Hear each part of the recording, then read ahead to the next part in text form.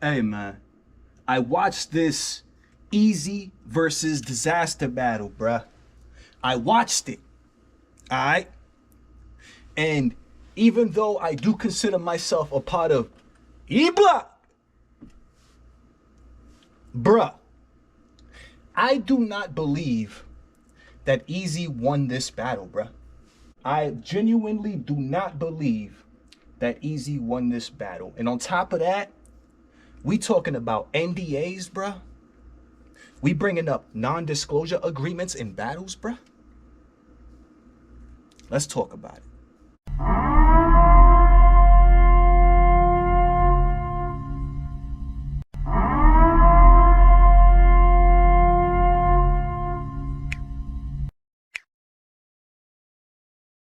Wow. Wow. Yo, for those of y'all that know, I made a prediction blog when this announcement came out between Eazy and Dizaster. I made a prediction blog. And in this prediction blog, I made it clear that I did not think that Dizaster stood any type of chance versus Eazy the Block Captain. I did not think that Dizaster was going to stand a chance against Eazy the Block Captain. But you know what's one thing that I didn't take into consideration is that these are 90-second rounds, bruh. And Dizaster is typically a drawn out writer. Drawn out, you know, takes very long to get to the point, you know what I'm saying? Takes very long to get to the punch. Build up, build up, build up, build up, build up. And the fact that these rounds were 90 seconds, bro, I really feel like helped Dizaster. I really feel as if though these 90-second rounds helped Dizaster because for one, it helped Dizaster stay short, sweet, and to the point. Dizaster is typically not like that, bro. He's typically not that type of rapper who is very short, sweet, and to the point, bro. But in this battle, he managed to do that. In this battle, Dizaster managed to do that, bro. Not only did Dizaster manage to be short, sweet, precise, concise, and to the point, bro, but Dizaster was also putting out a lot of information in this battle, bro. Dizaster put some news out there that has the battle rap community in a frenzy right now as we speak, bro.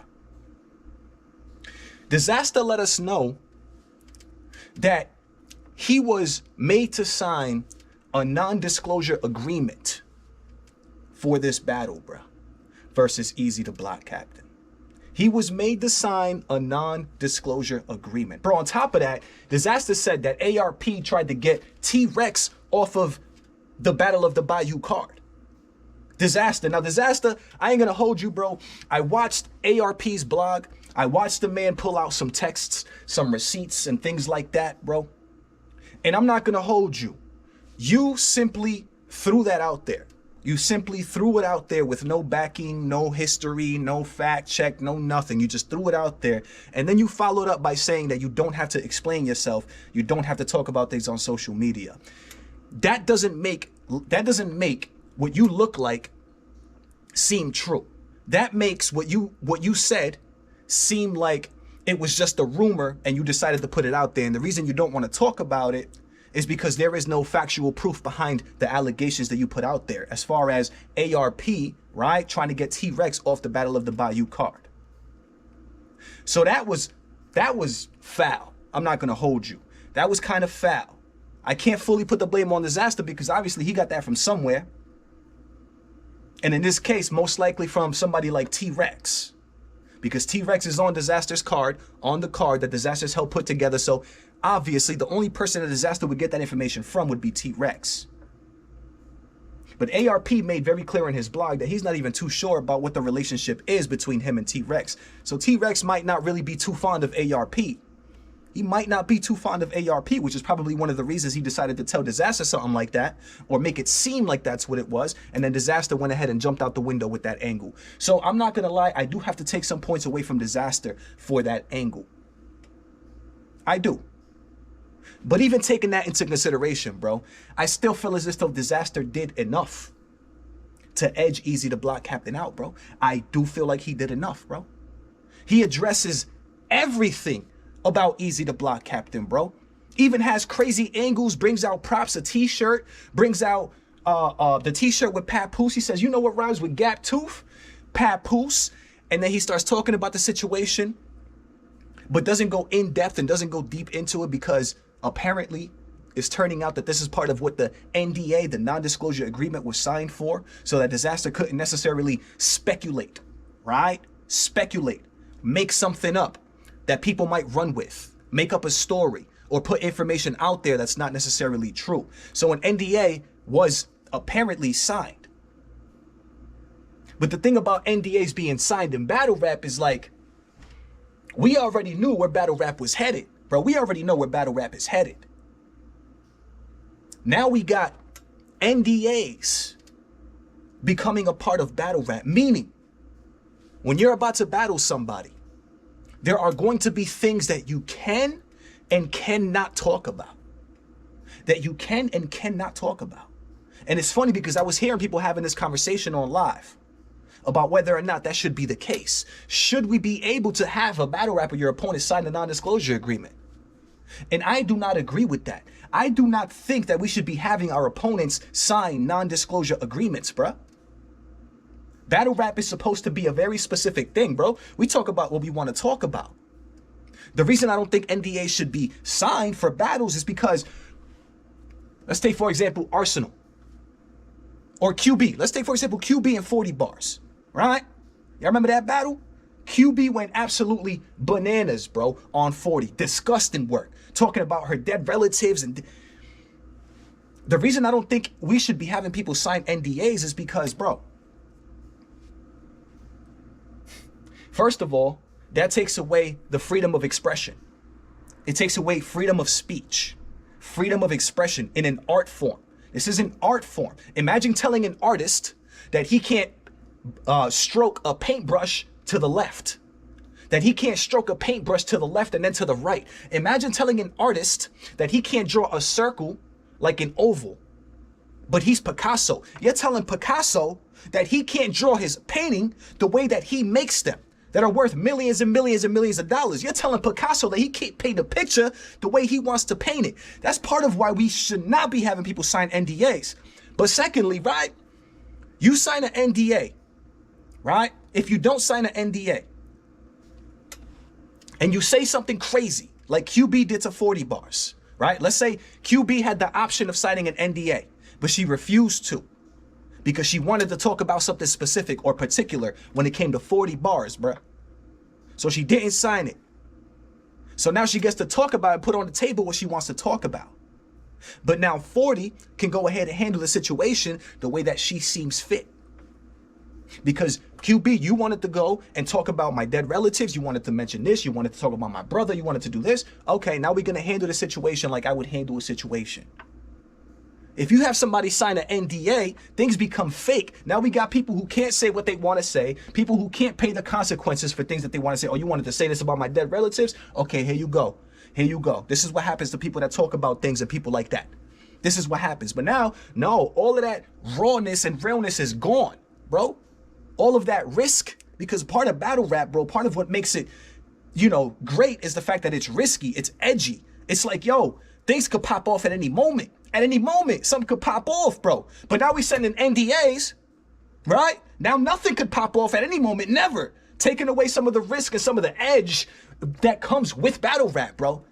Taking away that feel that comes with battle rap, because now we can't talk about what we actually wanted to talk about. NDAs are a no-go, bro, in battle rap, bro. They're a no-go.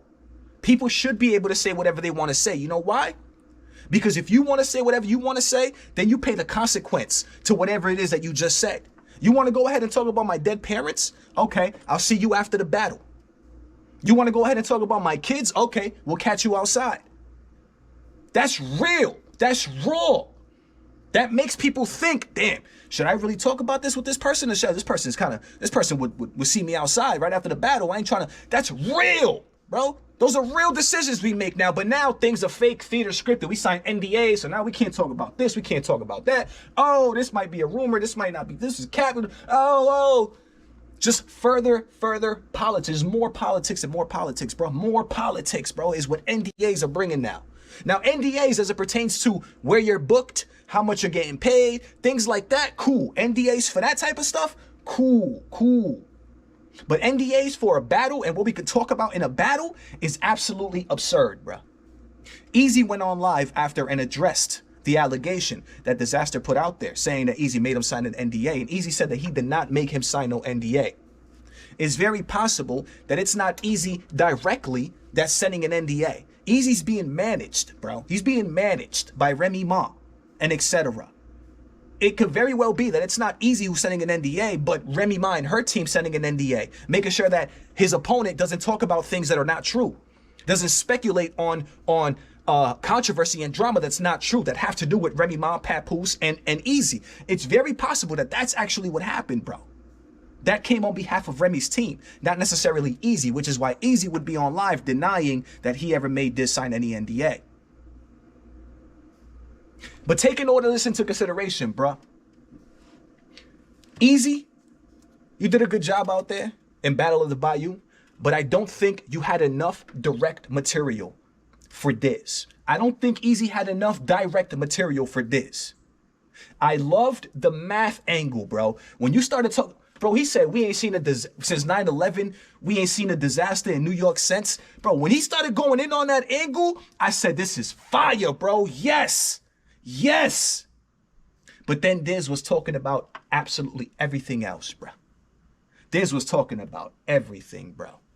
His loyalty, how he broke contract, how he did this, how he did that. Diz's rounds were set up to specifically attack Eazy the entire battle.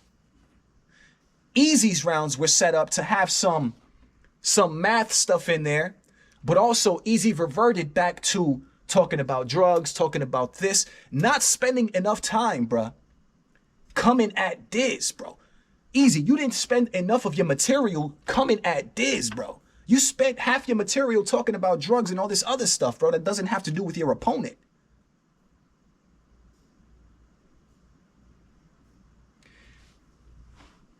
Diz, I apologize. I had you clearly losing this battle before the battle. But I really feel as if though these 90-second rounds helped you to narrow down your writing, helped you to narrow down and get to the point much quicker. And that worked for you. That worked for you, Dizaster. So as much as I didn't think Dizaster was going to be able to edge Eazy out or beat him, I got Dizaster winning this battle, bro. And Eazy choked at the end of his second. Let's not forget about that. I noticed that too. Eazy, you choked at the end of your second. You forgot your material. You ended it off. You forgot your material, and then you just said round after you forgot your material. You got a huge reaction from the crowd for something you said. You was trying to get back into it. Then you forgot your material and you ended your round. I caught that. That's another reason Dizaster wins this battle. Let me know what y'all think, man. You already know what it is. It's your boy Dro coming at you live and direct from the battle.